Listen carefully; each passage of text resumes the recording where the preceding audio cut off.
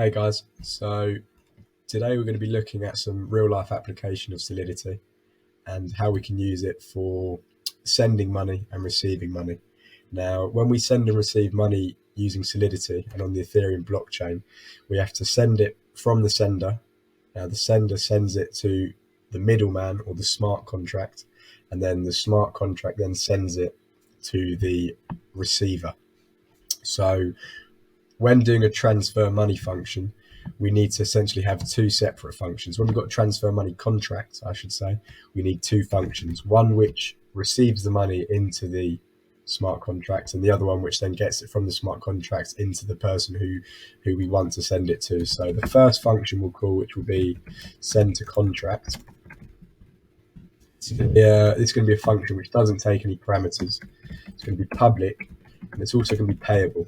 Now, this payable keyword is a new word that we haven't looked at before, and essentially what it tells Solidity is that this function here, there's going to be some money sent to it. So this is literally all we need to do in order to send money. Now, I'm just going to create a new variable here, which is going to be the balance received. Sorry, make it public.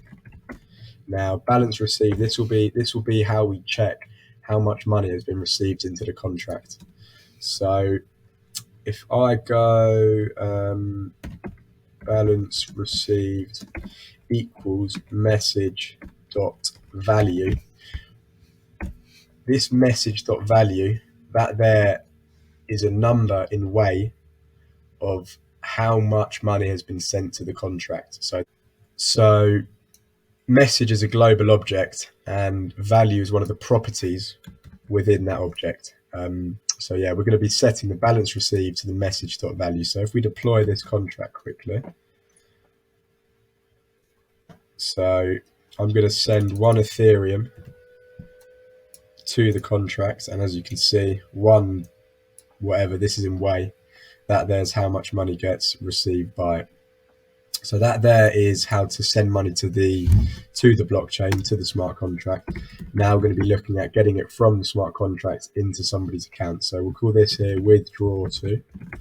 Now this function is going to be taking in an argument. It's going to be taking in an address, and that's going to be the address that we want to send it to. Now this address we need to say is payable, because obviously we're going to be sending money to the address. So we'll just call it to. Now, so this payable address, which we've entered in, is saved to the variable to. Now, another kind of method within the address object is this transfer method.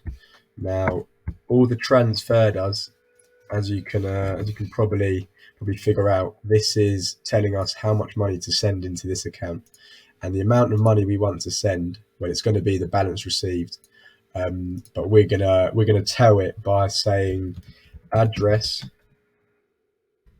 this.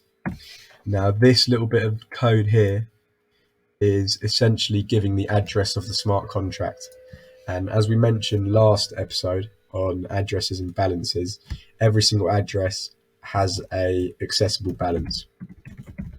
So this here is all we need. That there should be good to run. Yeah, it's not public. Sorry, yeah, so it does need to be public. The function itself does not need to be payable, just the address. So if we deploy this new contract, I'm going to send one Ethereum to it. So one Ethereum, send to contract, balance received is 1,000, sorry, whatever number that is. And if we deposit it into this one here, as you can see, we've got 100 ether, copy the address, paste, withdraw to, now we go to 101 ether. So that there is how you can send money to and from certain accounts. Next episode, we're going to look in constructor methods and how these can add a bit more security into doing it, into sending money here and there. But for now, that's all we've got. Hope you found something new there, and yeah, I'll see you in the next one.